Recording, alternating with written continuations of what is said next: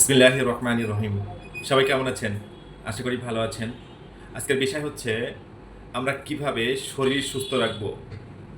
প্রতিনিয়ত কিভাবে আমরা দিনের শরীরকে সুস্থ রাখবো।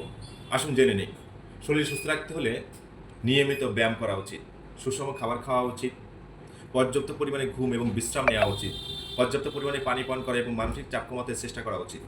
খাদ্য তালিকায় সবজি, ফলমূল, শস্য এবং প্রোটিন অন্তর্ভুক্ত করা উচিত।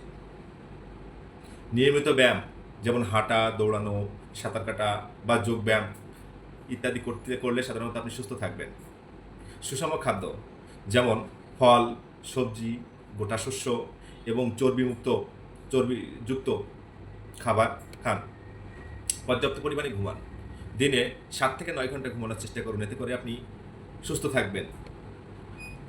প্রয়োজনীয় পানি পান করুন। প্রতিদিন পর্যাপ্ত পরিমাণে পানি পান করা। পর্যাপ্ত পরিমাণে পানি পান করলে আপনি সুস্থ থাকবেন। মানসিক চাপ কমান। যোগব্যায়াম, ধ্যান বা অন্য কোনো উপায়ে মানসিক চাপ কমাতে সাহায্য করে। ফল ও সবজি প্রতিদিন কমপক্ষে 5 ধরনের ফল খান, এতে আপনি সুস্থ থাকবেন।